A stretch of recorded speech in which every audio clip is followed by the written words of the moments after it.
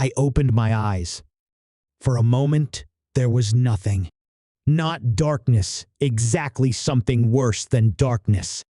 A blankness so complete it felt like the inside of a sealed box. No sound. No sensation. No sense of whether I had been unconscious for an hour or a decade. Then the ceiling came into focus. Gray, cracked in one corner, a thin line running from the light fixture toward the wall like a fault in the earth. I had no idea where I was. More than that, I had no idea who I was. I lay still for what might have been several minutes, just breathing, testing the air. The room smelled of cold concrete and something faintly chemical, like cleaning fluid that hadn't quite masked what it was cleaning. I turned my head slowly to the left. A wall. To the right. Another wall. I stared at the ceiling and thought, someone put me here. Someone chose this room, this bed, this silence.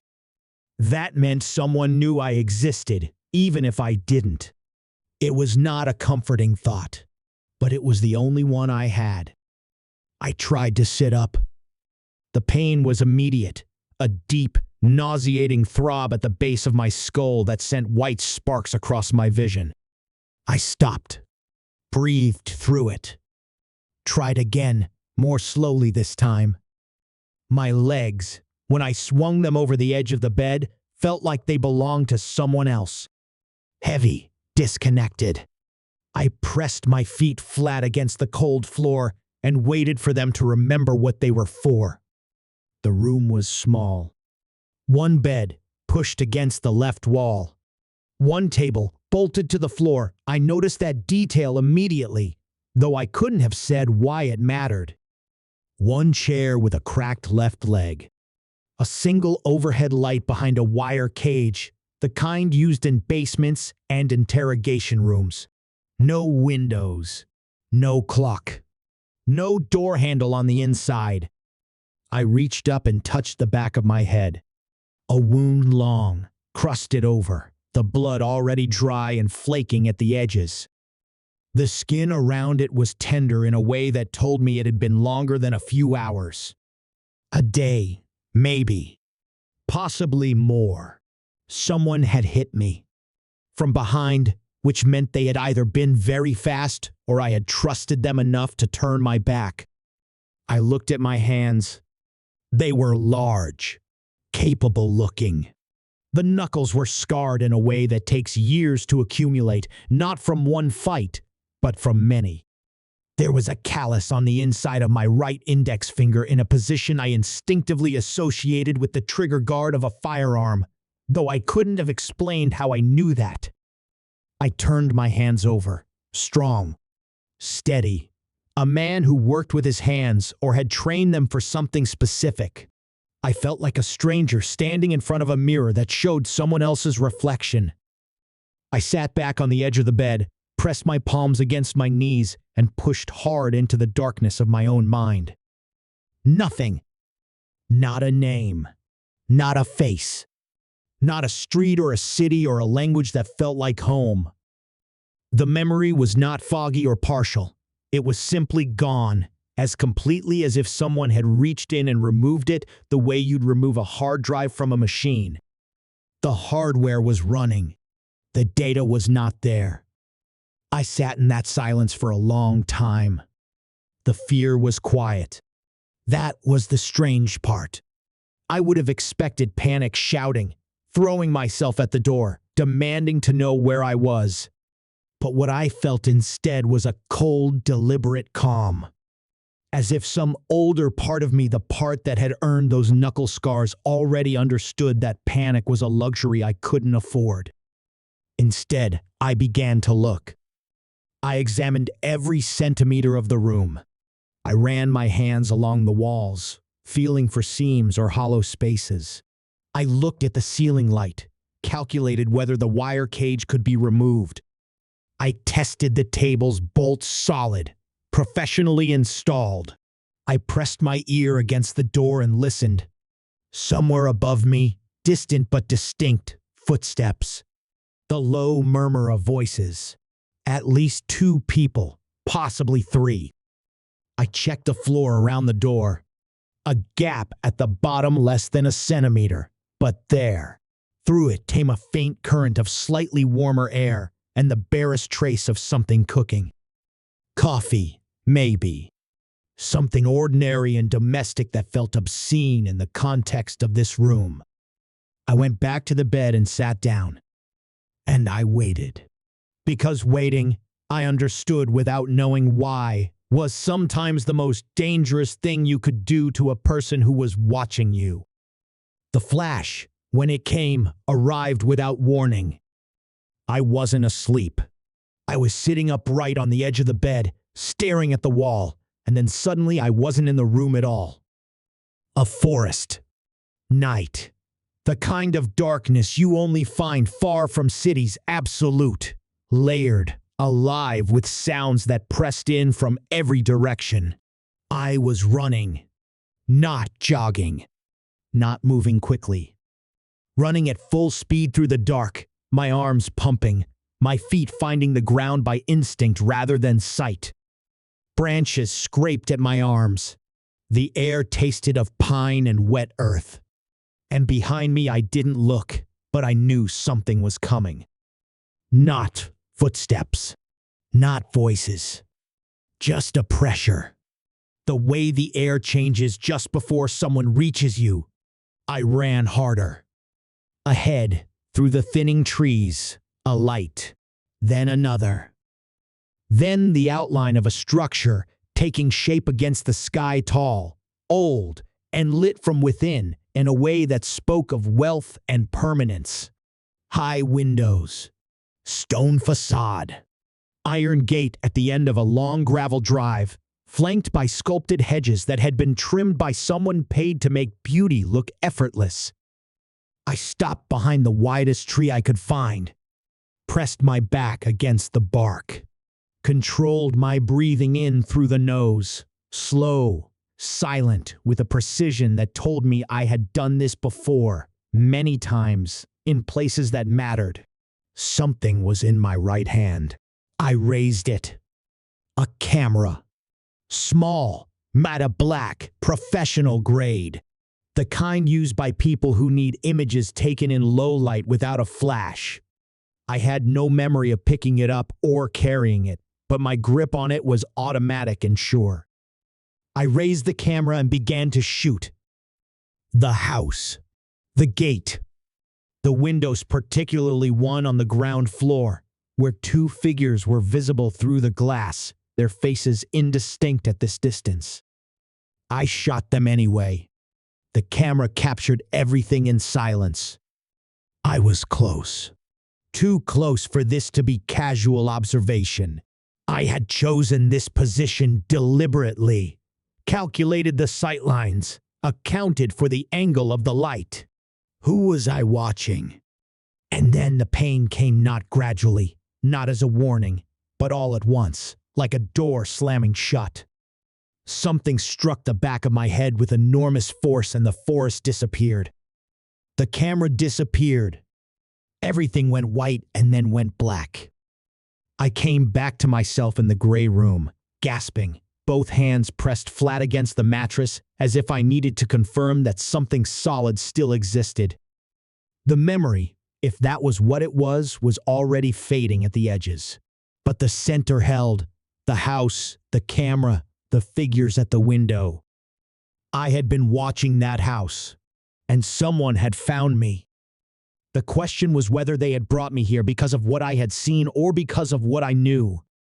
The man in black came in the early morning, or what felt like early morning. I had no way to be certain.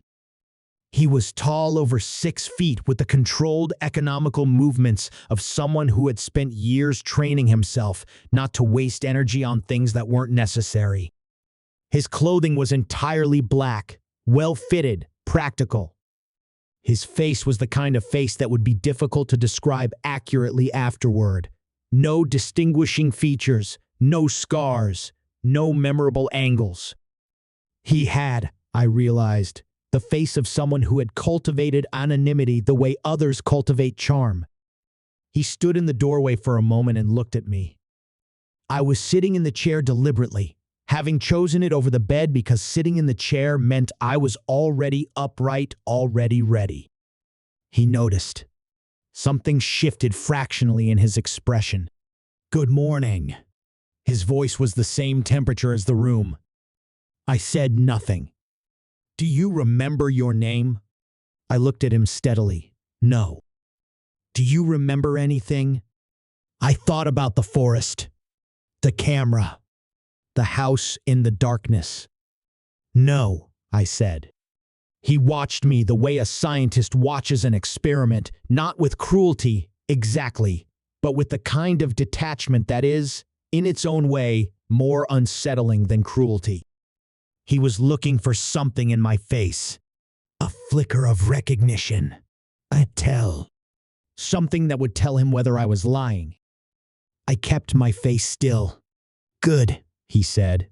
He placed a glass of water on the table. Then he left without another word, and the lock clicked into place behind him.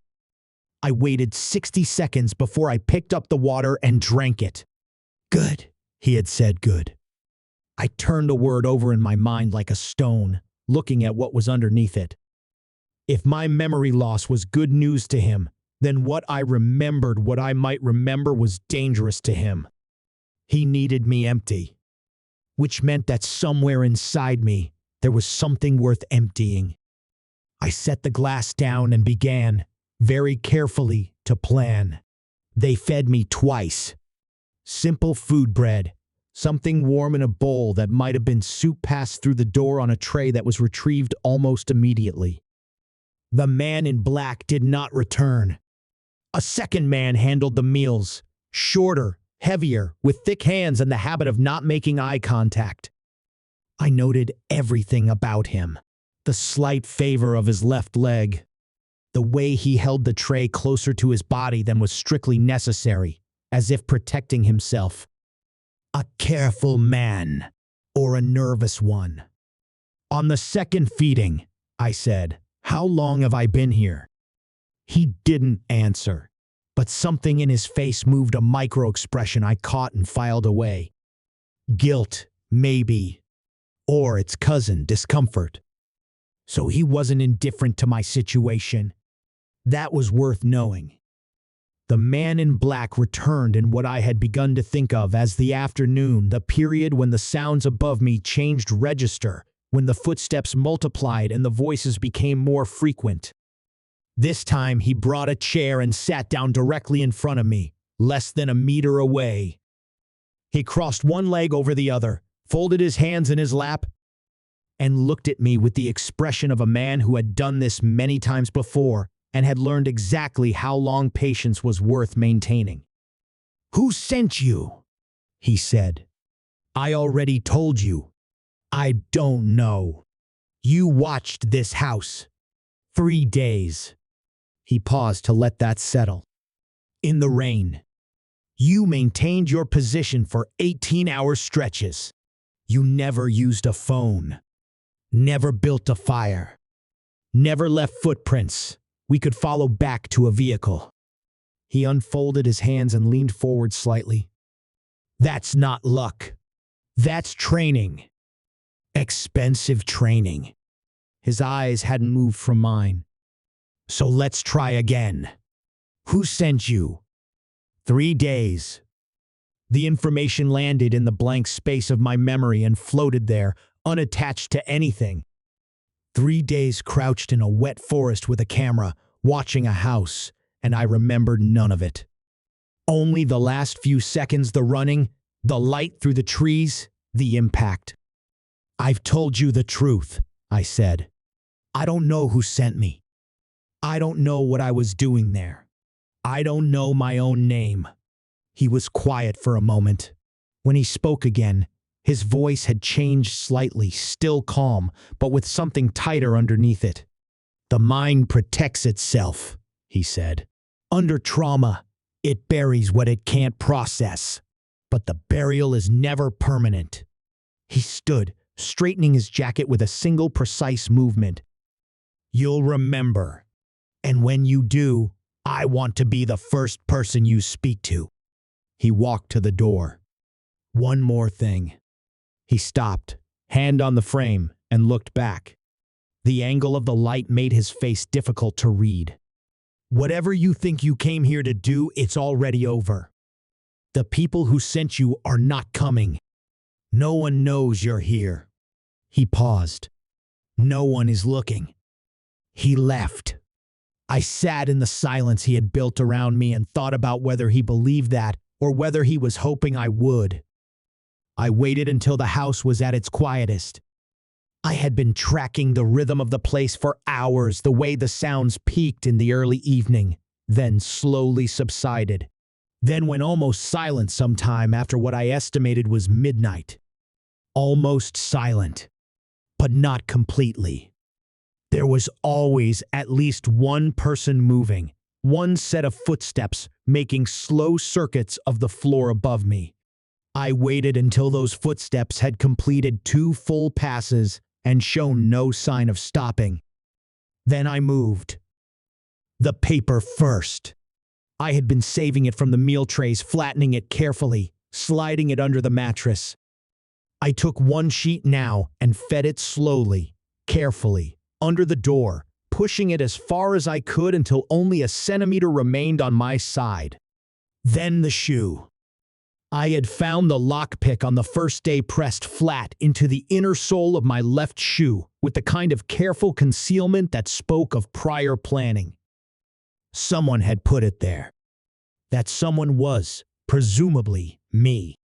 Which meant that at some point, before the memory disappeared, I had expected to need it. I worked slowly. The lockpick was small, and the mechanism on the other side was a standard pin tumbler, good quality, but not unusual. I had done this before. I didn't remember doing it, but my hands remembered. They moved with a confidence my mind couldn't claim, probing the mechanism, feeling for the pins, applying exactly the right pressure in exactly the right sequence. The first attempt failed. I froze, listening. Nothing changed above me. The second attempt failed. I counted to 30. Steady, slow. On the third attempt, I heard the faint, distinctive sound of a key disengaging from a lock plate and falling. It landed on the paper with a sound so small I might have imagined it. I pulled the paper back, 1 millimeter at a time, not breathing. The key appeared at the edge of the gap. I pinched it between 2 fingers and held it up in the dim light. My hands were shaking. I hadn't noticed until that moment. I gave myself 10 seconds. Then I put the key in the lock. The door opened without a sound. The corridor was dark, lit only by a thin strip of light coming from somewhere at the far end. The carpet was thick and expensive, the kind that swallowed footsteps completely. The walls were painted a deep, warm color that I couldn't name exactly in the darkness. I pressed myself against the left wall and moved without my shoes, placing each foot down from heel to toe with deliberate care. 20 meters, maybe less. I had counted my steps in both directions on the way in. I must have, because the number was simply there when I needed it. I had made it perhaps halfway when I heard voices. Not distant this time, close. A door somewhere ahead and to the right, with a thin blade of yellow light showing at the bottom. 2 voices, the man in black and someone I hadn't heard before. Lower, rougher. They were arguing about something in clipped, terse exchanges that I couldn't quite resolve into full sentences at this distance. I stopped, pressed flat against the wall, stopped breathing. The voices continued. The door didn't move. I stayed completely still for what felt like an hour but was probably 40 seconds. Then the voices shifted in tone, the argument resolving into something calmer, more procedural. I heard the sound of a chair scraping. I moved first. 4 quick, silent steps to the staircase on my left. Up, not down. Not yet pressing close to the banister, testing each step before committing my weight. The stairs were hardwood under the carpet, and two of them creaked slightly, but the voices below had resumed their conversation and the sound was swallowed. Second floor. Another corridor. Darker than the first, with the same expensive carpet and the same paintings on the walls. I stopped at the first painting. Something caught me. A pull, like a hand on my shoulder. The painting was large, perhaps a meter wide, 2 meters tall, depicting a woman seated beside a tall window. The light falling across her from the left in a way that made her skin look almost luminous. She was dressed in blue. Her hands were folded in her lap. She was looking at something outside the frame, with an expression that managed to be both serene and deeply sad. I knew this painting. Not from a photograph. Not from a book. I had stood in front of it. I had stood close enough to see the individual brushstrokes in the fabric of her dress, the texture of the paint where the artist had built it up in layers to create the depth of shadow under her jaw. A museum. High ceilings. The smell of old wood and controlled air. London. I knew it was London, though I couldn't have said how. And this painting, this exact painting, had been in a newspaper. Many newspapers. Front pages. Because it had been stolen. 2 years ago. I remembered the coverage. The investigation. The dead ends.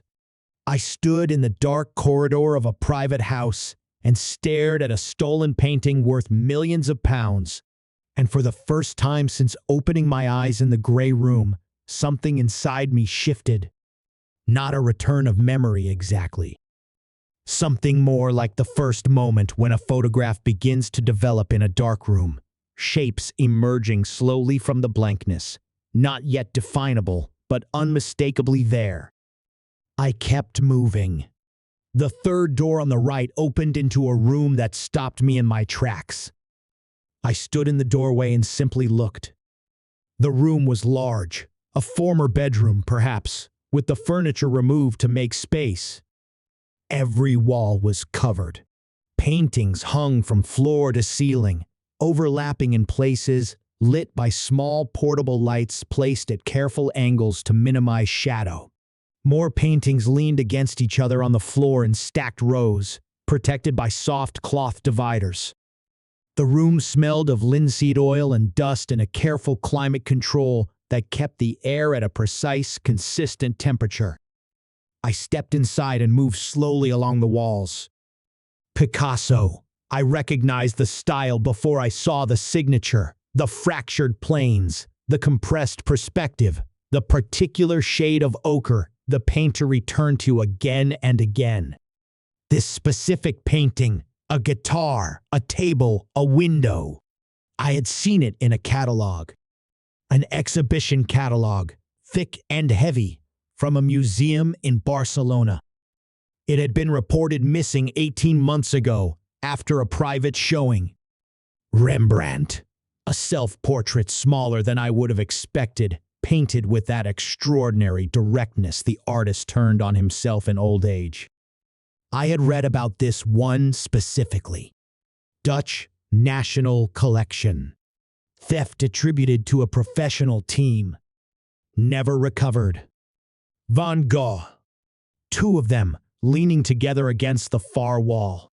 Landscapes, fields, blue sky. The specific quality of Mediterranean light rendered in those urgent pressurized brushstrokes.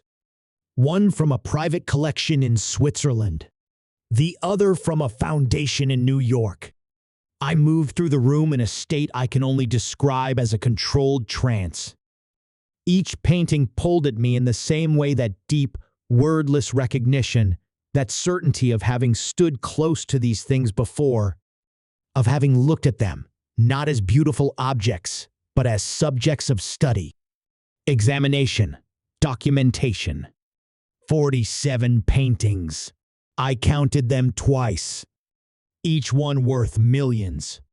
Together, worth more than some countries' annual budgets. And I had been watching this house. The question I had been carrying since I first opened my eyes in the gray room now pressed against me with new urgency and new complexity. I had assumed the answer would be simple once the pieces began to return. Spy, reporter, investigator, some form of person whose job was to find things that were hidden and bring them to light. But standing in this room, surrounded by the greatest collection of stolen art I had ever seen or imagined, another possibility arrived uninvited and refused to leave. What if I wasn't here to expose them? What if I was here because I was one of them and something had gone wrong?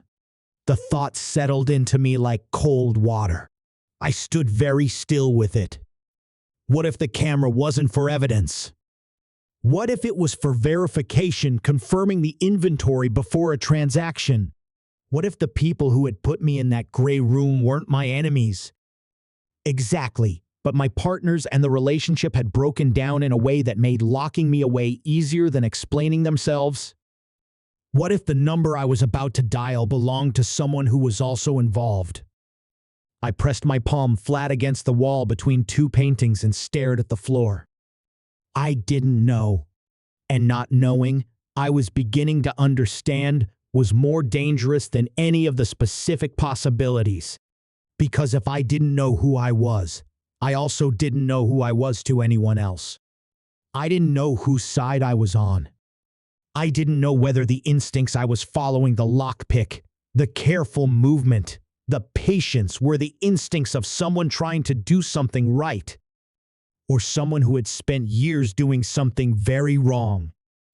The portable lights in the room hummed faintly. Somewhere below me, a door opened and closed. I needed to move. There was a phone on the bedside table of the room next to the paintings. I stood in the doorway, looking at it. My right hand was already reaching for it before I had consciously decided to enter the room. I stopped myself, held the doorframe and breathed. Think. The number I had was the only number I remembered. That fact alone felt significant. The mind, stripped of everything else, had kept this one piece of information, which meant some part of me had decided, before whatever happened in that forest, that this number mattered, that it would be needed. But needed for what? To call for rescue? To report? To coordinate something I didn't understand yet? And the woman's voice, I knew it would be a woman, though I couldn't explain how I knew that. Calm, careful, professional in a way that suggested the control was deliberate, not natural. Did I trust her? The question felt too large. I didn't have enough information to trust anyone, but I had the number. And below me, somewhere in this house, were men who had kept me in a locked room and who wanted very badly to know what I knew. That tipped the balance. I crossed the room, picked up the phone, and stood at the window while I dialed. Outside, through the glass, I could see the edge of the property, a stone wall, an iron gate, the dark shape of trees beyond. The same trees where I had crouched with a camera. Seen from the other side now. It rang once, twice, 3 times. A pause that lasted just long enough to make my chest tighten. Hello? The voice was exactly as I had known it would be. Calm, quiet, something careful running underneath it. It's me, I said, because that was the only truth I had. A silence. Not long, a second, perhaps 2, but dense with things I couldn't read. Where are you? I don't have an address. I kept my voice low and flat. But there are paintings here. Stolen paintings. Dozens of them. I've just been through the room. Picasso, Rembrandt, Van Gogh. Things that have been missing for years. How many? 47. Possibly more in other rooms. Another pause. I heard something in the background on her end, a keyboard, or paper, or both. Are you hurt? Head injury. Not critical. I moved away from the window without thinking, pressing myself against the wall beside it. An old reflex. Stay out of sight lines. Someone needs to come. Quickly. Are you safe right now? Not. Below me, a voice. Clear and sharp. Check the upstairs rooms. Now. He can't have gotten far. Footsteps on the stairs. Not for long, I said into the phone. Send help. I put the phone down on the bed and stepped back into the corridor.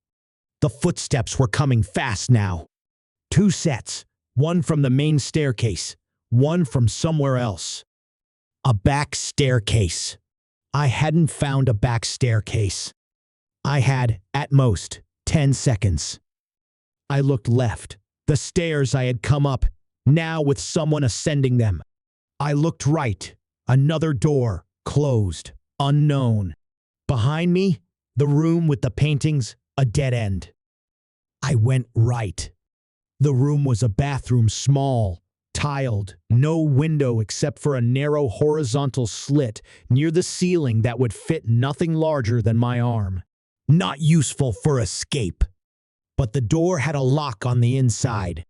I turned it, pressed my back against the wall beside it, controlled my breathing. The footsteps reached the top of the stairs, paused. Check every room.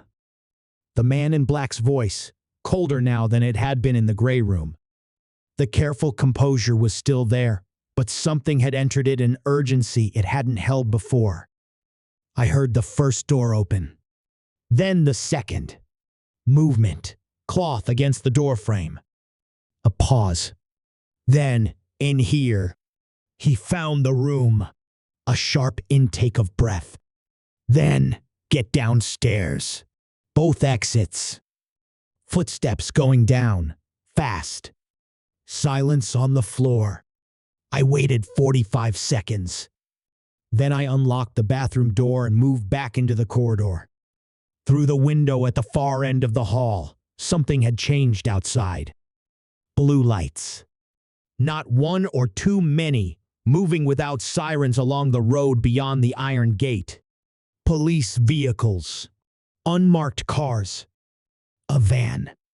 I pressed close to the window and counted. At least 6 vehicles spreading out along the property perimeter with the careful choreography of a planned operation. She had known the address. Of course she had known the address. She had been tracking me. Or, and this thought arrived on its heels, she had been tracking the house, and I had simply confirmed what she already suspected. From below, a shout. It's the police. They're at the gate. How did they? A second voice, ragged with panic. Everything. Get rid of everything. Now. How much time do we have? Doors slamming. Something heavy being dragged. A crash. Something ceramic or glass falling and shattering. Then, cutting through all of it, an amplified voice from outside. This is the police. The property is surrounded. Come out through the front entrance with your hands visible. You have 60 seconds to comply. The house went briefly insane. I retreated from the window and sat down on the floor of the dark corridor with my back against the wall, my knees up and my hands open in my lap. A deliberate posture, calm, visible, non-threatening for whoever came through that door. I could hear the front entrance below being breached. The specific sound of a door giving way under controlled force. Then voices, many voices organized and purposeful, spreading through the house floor by floor. Nobody move. Hands where I can see them. Running. A shout. Something falling. Then the particular silence that follows when authority has entered a room and everyone in it has made the calculation that resistance is no longer worth it. I stayed on the floor. I counted the sounds of the house being cleared. Rooms checked, one by one. I tracked the footsteps as they moved upward, first floor, second, getting closer. The door at the end of the corridor opened. Torchlight swept the hallway. Found me. Armed police. Don't move. I'm not moving, I said. I'm sitting down. My hands are open. The torch held steady on my face for a long moment. Then, is there anyone else up here? I don't know. I don't think so. Another pause. Then the beam lowered slightly, not all the way, but enough to signal a provisional decision. Stay where you are. 15 minutes. Maybe 20. I sat on the floor and listened to the house being disassembled around me. The organized chaos of a police operation, voices, equipment, the steady accumulation of order being imposed on a situation that had been, until very recently, entirely disordered. The man in black had been found downstairs. I heard his voice, once still controlled, still meticulous, asking for a lawyer with the same calm tone he had used to ask me if I remembered my name. The sound of it made something in my chest tighten. Not quite fear. Something adjacent to it. The second man, the one with the thick hands who had brought my meals, was crying. I could hear that too, muffled by a floor and several walls, but unmistakable. A third voice I didn't recognize. Arguing, briefly. Then silence. Someone came up the stairs. One set of footsteps, unhurried, not police urgency, something different. The tread of a person who had already assessed the situation and found it contained. The footsteps stopped outside the door of the painting room. A pause. I imagined them taking in what was inside. Then they continued down the corridor. The door at the end opened. A man stepped into the hallway. Not in tactical gear. Not in black. He wore a gray coat, the kind of unremarkable, durable coat that could belong to a university lecturer or a mid-level civil servant or 100 other things. It was slightly damp at the shoulders, as if he'd been outside recently. It was creased in a way that suggested he had been wearing it for a very long time without taking it off.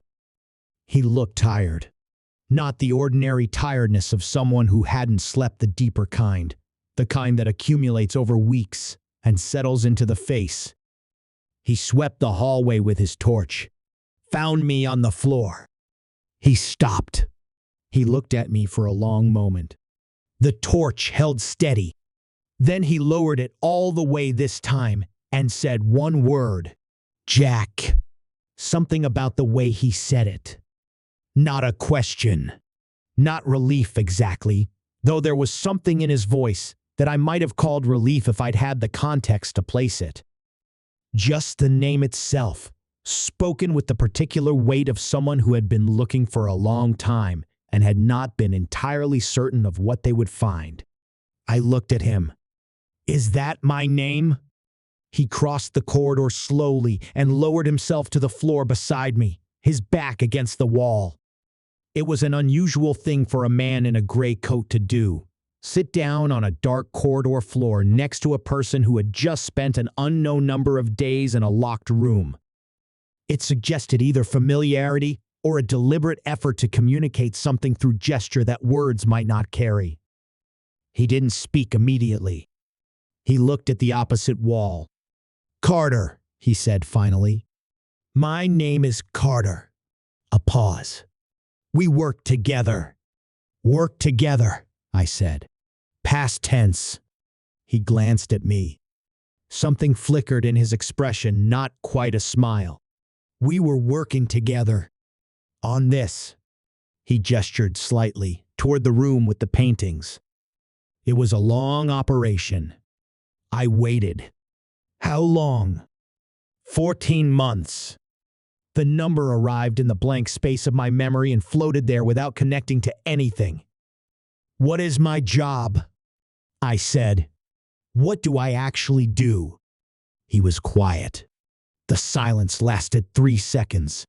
4, 5. That silence told me something. It told me the answer was not simple, and that he was deciding not whether to tell me, but how. How much? In what order? That, he said carefully, is not a simple question. He got to his feet, extended a hand. I looked at his hand for a moment before taking it. He pulled me upright.